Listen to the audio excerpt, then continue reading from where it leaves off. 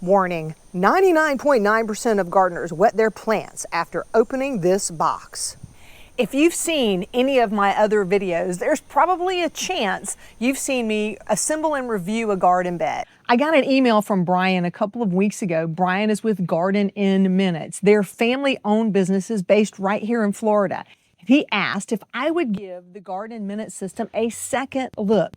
He said, Michelle, we read your feedback and feedback from the other vloggers, and we've made some changes, and I would love to know what you think. So in this video, we're gonna do just that. And at the end of this video, I'm gonna give you all of my best tips for assembling this style raised garden bed, starting with a table. Now, I want to let you know that I did receive this garden bed for free from Garden in Minutes because they wanted me to reevaluate based on my past reviews, and I agreed to do so.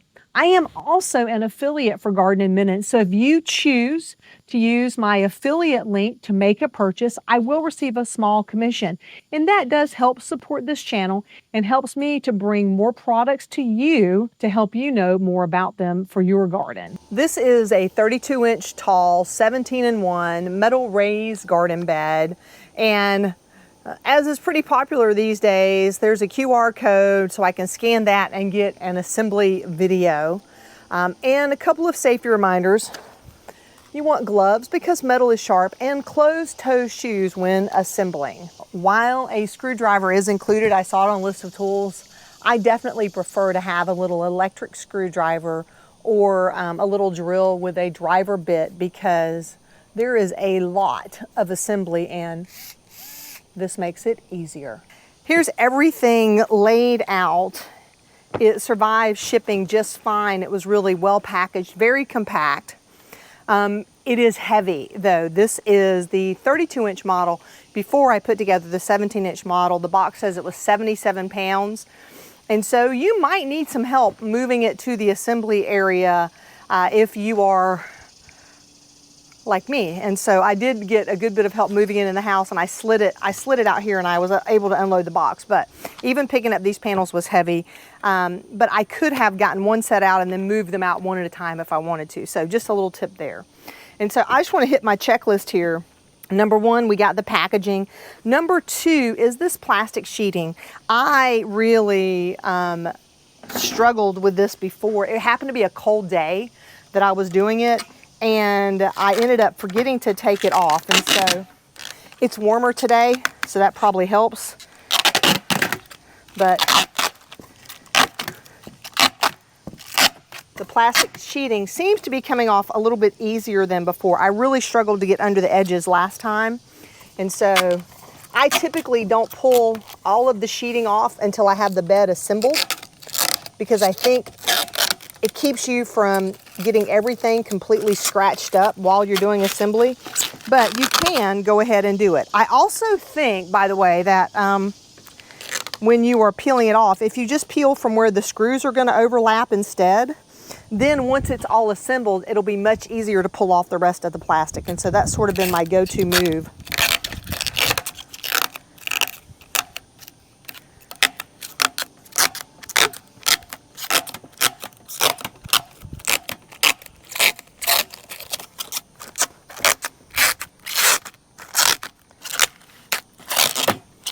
Yeah, that's peeling off really, really well. I like that. And the second thing was in the actual screws. And so they have upgraded to stainless steel screws, which is great for longevity. But I have to tell you, one of my old tricks was to use a mechanic's magnetic bowl, or to use like something a sewer would use where you keep all your pins and it's a magnet and it keeps them from falling out. Well, now that it's stainless steel, my magnet trick doesn't work anymore. So instead, I'm just going to put everything in a big bowl here. The second thing they've done with the hardware, and it's easier to show you the difference in my existing garden bed. And here we had an acorn nut and then a washer. And now they have, aside from being stainless steel, just a flanged acorn nut right there. And They've done that for every position so that you have a nice, smooth surface on the inside of the garden bed. And so for someone who has challenging dexterity like I do, a little arthritis, a little too much computer work through the years, having just 2 pieces to deal with is great. And from a simplicity standpoint, only having to deal with one kind of nut and not resort all these pieces is also wonderful. And now that I've checked out those things, we also have in the box some support tubes. We have the edging. I don't love this kind of edging on any of the beds because it's got the metal in it. However, I will say it has held up pretty good on the other beds where we've installed it. This should lay out in the sun though, so it'll be easier to install later. So let's do that. And then, that didn't work out like I thought it would. Actually, there's less sun back here than there is up here, so I'm gonna lay it out over on the other side.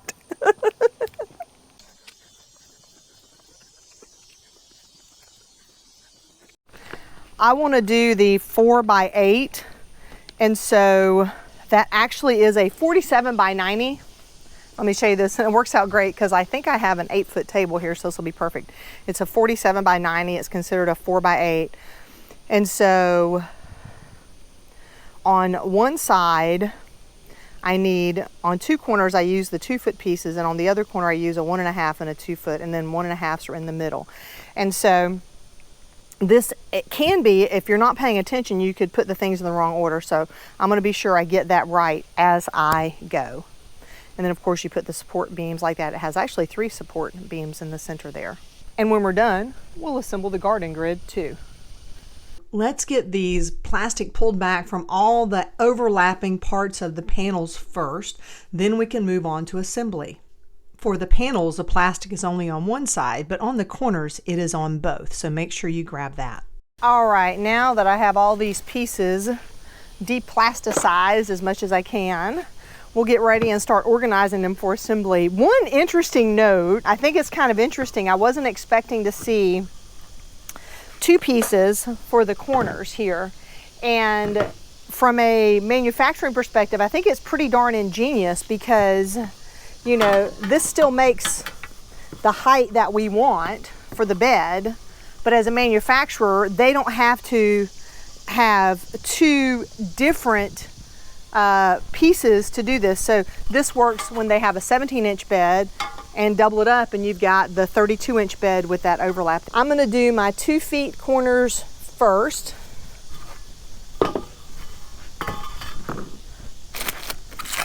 And let's put this back on time lapse.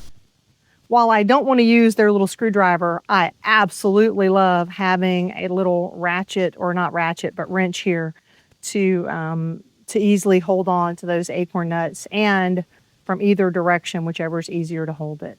I also, and I'll talk about this at the end, I have myself just a little riser here so I can easily work my hand underneath the panel in order to easily attach the screws. Voiceover Michelle here. As I watch myself assemble this, I now kind of wonder if I shouldn't have done the long sides of the beds first, then put the corners together. But at any rate, this is how it worked for me. And one of the little things that really helped was having these little clamps help me since I'm doing this all by myself.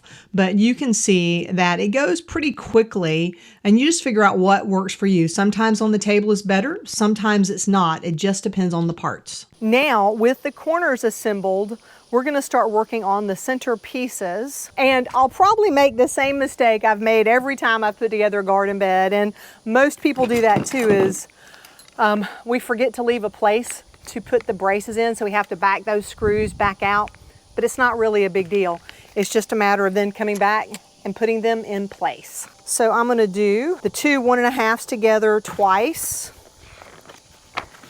And here is where we have the instructions on the rod, so I'll get to that in just a minute. But until then, let's put this back on time lapse. And it turns out having this piece of cardboard on the table is nice because I turned it into a turntable to move the panels around more easily. Okay, here's where my nerd and OCD-ness has to do a little check-in with how I have everything set up. So I want the inside corners. This is just me. I actually debated even talking about this, but I think a lot of you guys are nerds like me, so let me show you up close what I'm talking about.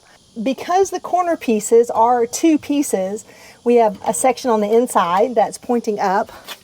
And so before I assemble, I want to make sure that all four of the corners are facing in the same direction, which they are. But here's what I can tell you. When I get ready to install the bed, I want this to be facing down, which means that this, my friends, is the bottom of my bed. And with that, I need to align these panels so where I have the empty holes are closer to the bottom because it's the second and fourth hole from the bottom. So to accomplish that, I'm going to go ahead and flip this over now so that I know it's in the right configuration. And if I had done it wrong, I could just back out different screws, but I went to all the trouble to leave them empty, so why not do it right the first time?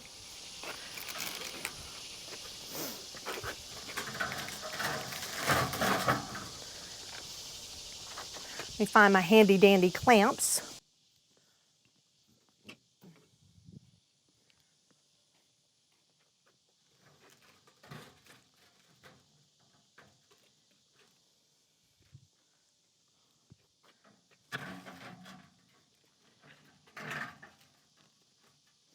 And this is always the one part of assembling these garden beds where I wish I volunteered some help to help me, but I really do get a kick out of being able to do it by myself and just sorting through it.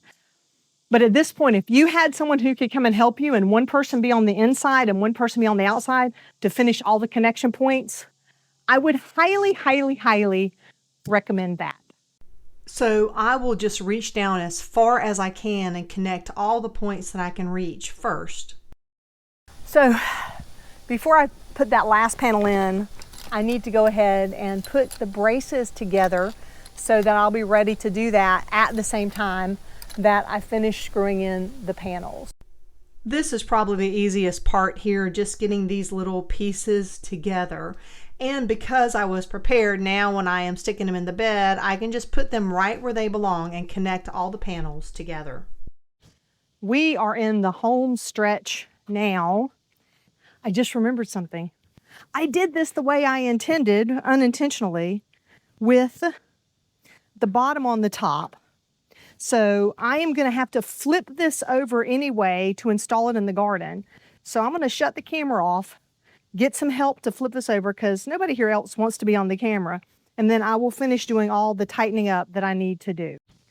Okay, this is flipped over now. I got just a little bit of help. And how we flipped it over, just so you understand, if you're trying to figure this out, and I probably could have done it by myself, it's just easier because it's so long, is we just rolled it up on one side, walked it back, and then finished rolling it over. Just that simple, easy peasy.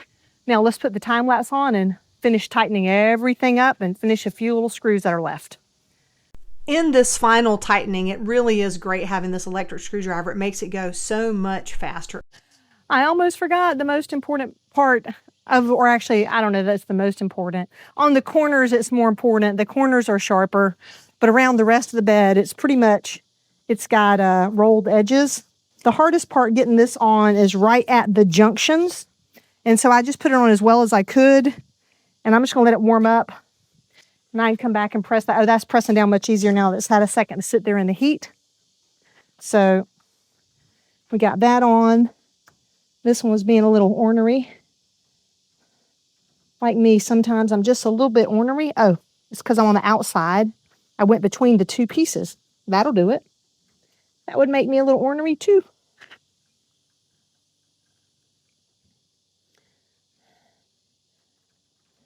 There we go. There, fix that one. There we go. There we go. There we go. And you'll notice I didn't cut that off yet because this is going to shrink a little. And when it does, I don't want to have this cut until after it's had, a few weeks to shrink. I've got one over there from a different company that I never cut the extra off at all. I just left it. So I know you want to know, how long did this take? I don't know, because I wasn't racing today and I wasn't trying to set a Guinness record. I can tell you it was more than the 50 minutes it says on the side of the box. And I have found this to be true for every garden bed. I don't care who the manufacturer is.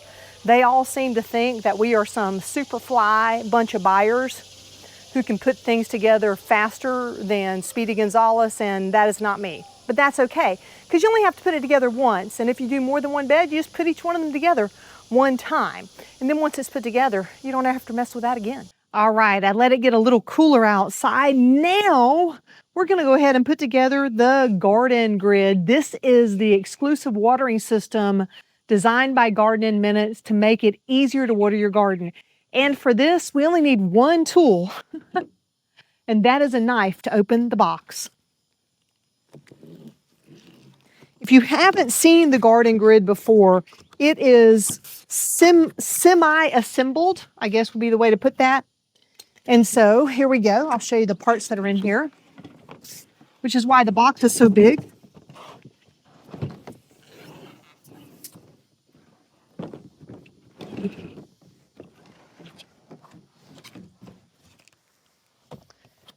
And this is it. It is literally designed to lay directly on top of the garden bed, give you some pre-formed squares for square foot gardening.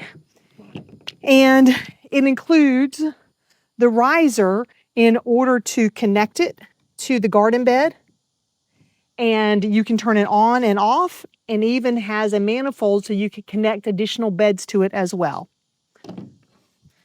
One of the other things I really like about their system is they don't put a whole lot of waste in here. I know we had a lot of plastic on the panels, and they need that to help keep them from being scratched in shipment, but this has like the instructions.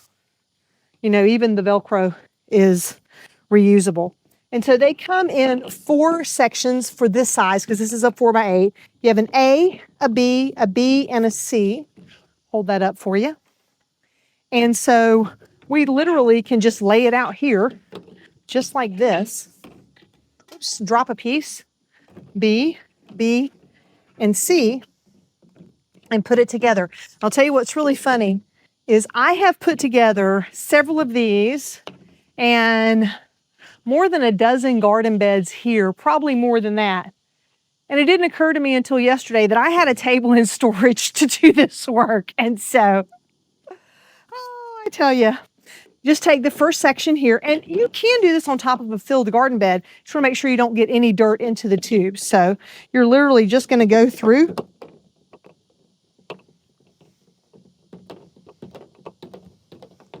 and press it in each one. I went ahead and threw the timer up on here. You can see I am not moving at any breakneck speed here. I'm going to flip it over to make it a little easier here.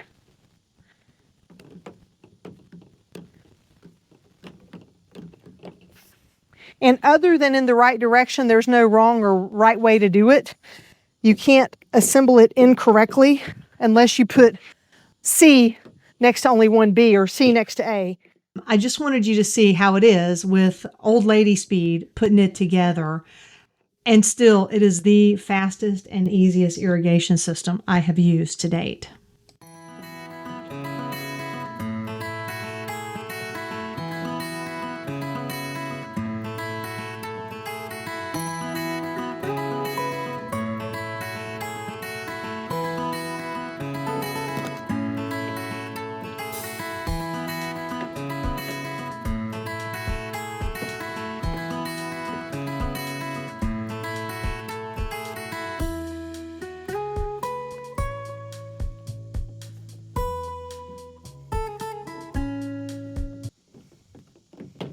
And if it's cold, like it's chillier out here now, and this has been in the house, I didn't leave it outside because we had rain and I didn't want the box to get wet.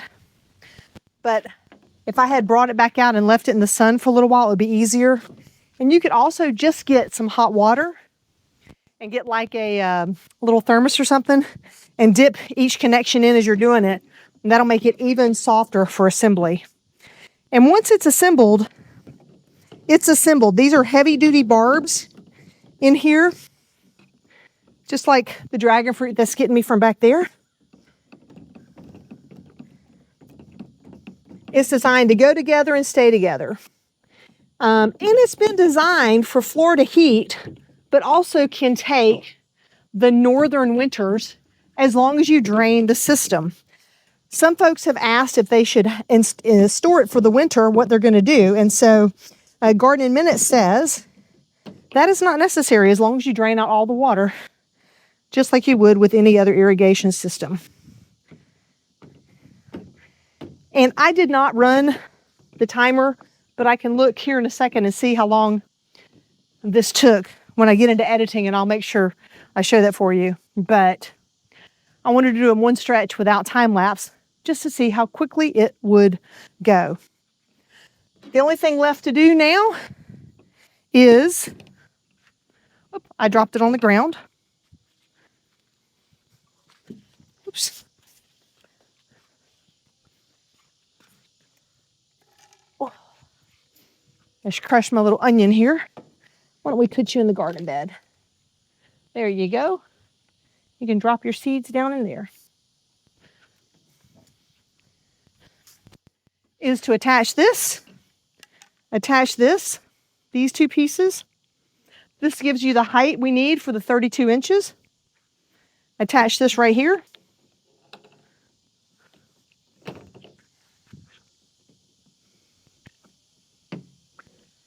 Should have done that before I reattached that thing.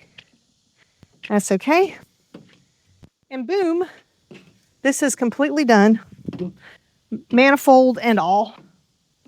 And let me show you how it fits in the garden bed. So it just will sit right on the top of your garden bed. Try to angle it there so you can see. And so it gives your bed a good watering. It's designed to work with this system. Voila. Everything gets watered nice and beautifully. I'll bring you over here and show you what it looks like installed. You should be able to see here the water flow, and I could slow it down if it's a little too much with that handle. And so I can slow it so it all fits within the square that I'm watering. And each one of these squares is being watered from one end to the other.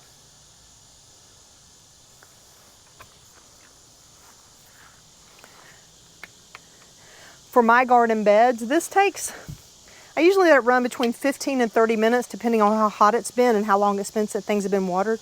But I water almost every day or every other day if we're having rain. And I find this to be a very efficient way to water. If you notice when you assemble yours that maybe something's sticking up, you can always just turn it like that and align it back up. And even here on the edges, now I happen to have a plant that's outside the edge, but water is still getting down there to it, so I'm not worried about that. And clearly the watering is working really, really well because this zucchini has doubled in size since it started getting consistent watering with the garden grid. Now, I promised you my best tips for assembling a raised garden bed, so let's sit down and go over those. It is definitely time for the cicadas out here, and I am hoping that we'll be able to hear me over all of their lovely sounds of the evening. So do not believe that you cannot do this yourself. I am an AARP card carrying member. I have put a bunch of these together, and I promise you, I show you all the fiddly parts because I believe that if I can do it, you can do it too. Whenever I can, I like to work on a raised surface. Now, these taller beds, and you saw the part where I really needed to put it on the ground, but for putting the panels together and for connecting the initial corners, having that up at a comfortable level made it so much easier than trying to hold the panel, especially working by yourself. Then it would be to hold the panel, try to put the screws in, stand it up on the ground, and manage everything all at the same time. So you do it in a way that makes sense for you. Now let's talk about those screws. Get yourself a big unbreakable bowl, or maybe multiple bowls if you have a screw, a washer, and a nut. You might want multiple bowls for that. But for these two pieces, just this big wide bowl was fine. And I would try to put multiple screws in one hand and multiple nuts in the other, so I could literally be in a semi-assembly line process. It took a little bit of cadence to sort of get used to it, but it got better as I went on. It's been a few months since I put a garden bed together. And so once I got my mojo back, I started figuring it all out. And that just really works for me. And you may have noticed I did use an electric screwdriver, but I did not try to do it on every screw. I didn't pick up the screwdriver, screw it in, put it down, put another screw. Put everything in, hand tighten it, hand close it, and then you can come back in assembly line fashion with a lightweight electric screwdriver or your power driver with a very low setting so that you're not stripping the screws and scratching up the bed. But that really makes a big difference. On this bed, there's more than 100 connection points. I think it's like 114 or whatever it was, but that's a lot to be using a little tiny screwdriver and doing this across the entire bed. So I would definitely opt for that power screwdriver. Now, this next one is something I haven't really seen anybody else talk about, but it's worked well for me. Up until this assembly, I've been using like sawhorses or chairs with wood on them to sort of assemble everything.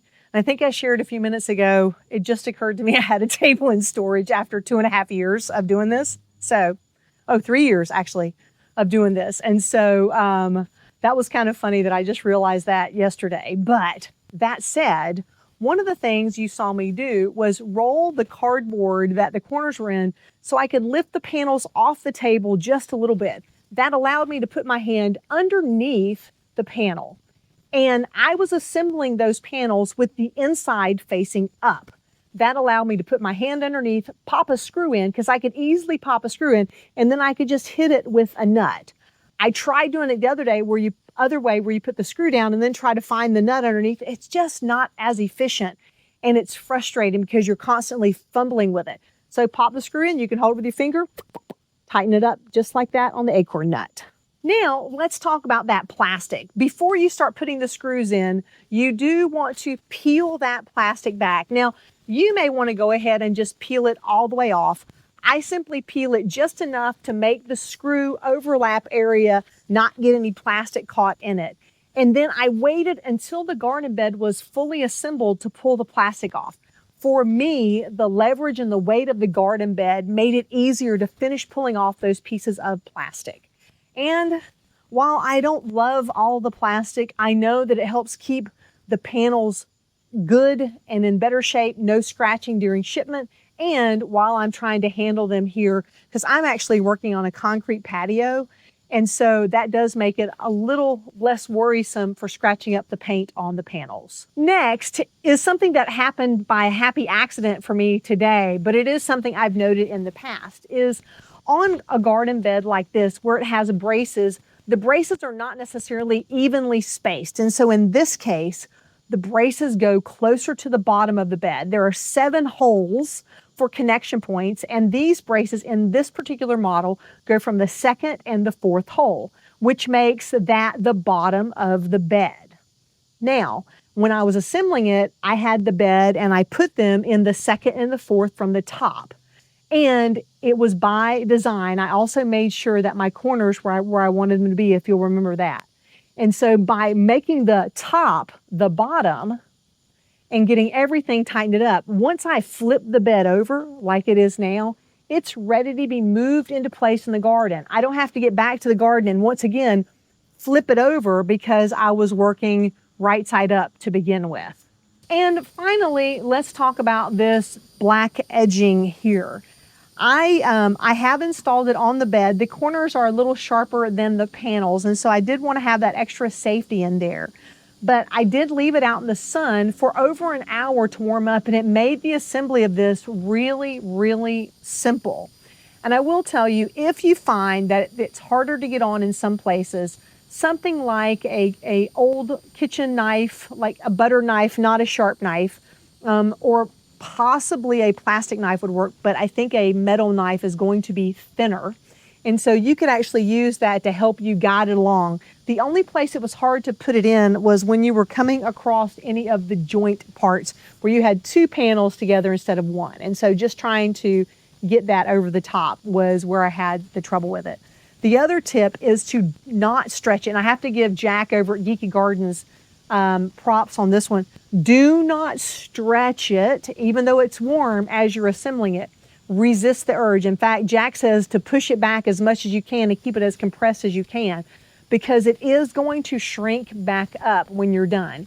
And so once it begins to shrink back up, you can then finish trimming it and make sure it fits in snugly like you want. And something that I did that you may have noticed, and I didn't point it out in the video, but I'll just turn right here, is I started this around a corner. And so the beginning is here. I didn't try starting it on a corner because I think it would make a weird fit. And so I always come past one corner and begin assembling this part here. And then once it all got warmed up, I was able to come back along, look at there, and just pop it back on any of the spots that I missed. So easy peasy. Editor Michelle here, and yes, I've had a haircut in the middle of the video. I realized as I was editing, I forgot to give you the final walk around and my thoughts on this Garden in Minutes bed. And so we're going to do that now. Let's talk about the panels first. Like we've seen coming to market, this is an alu-zinc magnesium coating for industry-leading corrosion resistance, and it's a food-safe material, so we don't have to worry about that. It's very sturdy, a nice thickness here. I'm not worried about that, and in fact, now that it's put together, I actually had to get help to move it because I didn't want to scratch it up here on the concrete. All of the screws have gone in very nicely. They use 7 positions on the screws. And then, like I talked about in the video, all the way down the inside are acorn nuts. 1, that simplifies the actual assembly process, but 2, it makes it a little safer. So as you're reaching in the bed, whether it's gardening near the top, or you're loading it in with soil, or you're doing some adjustments, you don't have any sharp points on the inside of the bed. And at 32 inches tall, this is going to be great for waist-high gardening. This actually comes right up to my hip, so I think that's going to work out just great. We've got a big space here, almost 32 square feet for gardening in. It does come with its own support tubes. And what's interesting about these support tubes is, I think, compared to the other beds, this is the only one that has 3 sets of support tubes in there. Everyone else has 2, even in a comparable size bed. So it'll be really interesting to watch and see how this performs over time. And of course, I went ahead and just laid this down in here to protect it until it gets installed in the garden. And so the garden grid itself really just makes this whole bundle super cool. And I wanted to let you know, if maybe you already have garden beds installed, you can buy the garden grid separately. They come in a full cornered piece, or if you have garden beds that are a little more oval cornered, you can buy them in a cornerless model as well. Now, if you prefer a nice corner like this, then you get that with this system. I don't know that many of the other beds have a nice corner. And I will say, specifically to this, one of the things that I really like is the way they've given some thought to what's on the market and ways that they can make it just a little bit better, like the screws, like the way the garden grid works. And speaking of how it does over time, actually I just noticed I don't have the edging on this one. Here is the one that's been out here for about 18 months. You look in the top edge there. The inside still looks great.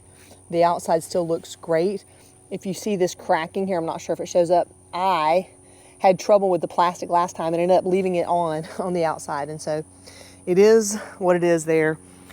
The yard man uses the weed whacker up next to it. We're not seeing any problem with that. And so already after 18 months, it's still in great shape. And I say that because Mom has some garden beds in her yard that were of a cheaper variety. That's the nicest way I need to put that. And already after 2 years, they are beginning to rust and have some points on there that don't look as sturdy or as stable. And definitely the panels are not as thick, but it was a less expensive system. And that's something you have to decide for yourself. For me, it's been a slow and steady progress of adding new garden beds. And it's not cheap to get these raised metal garden beds, but I believe they're gonna last me 20 years. So I'm investing now, and if I depreciate or amortize that cost over 20 years, it's really just a few dollars a year, a couple of dollars a month to have a high quality garden bed that I can put together once and continue to serve me and feed my family for a couple of decades. So, what other questions do you have about the Garden in Minutes system? One that comes up is, do you have to put it in this configuration? Absolutely not. In fact, let me come back over here to the box and show you all of the different configurations that you can do. So we did the largest possible configuration at 47 by 90.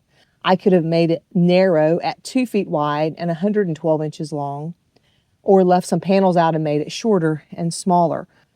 So it really is a matter of what you are trying to accomplish. But for me, I figure I am trying to get as much gardening space as possible, so I build it out into the largest size possible. And also in my case, I'm gonna put this garden bed right next to the other one we just looked at. And so I wanted it to be in similar size. It'll be taller, but the path and everything will stay the same. My friends, that is it. That is the Garden in Minutes bed. And Brian, yes, I like the new changes that you made. The plastic was easier to remove. I love not having to fiddle with that extra washer too. So thanks for giving us a chance to give this a second look.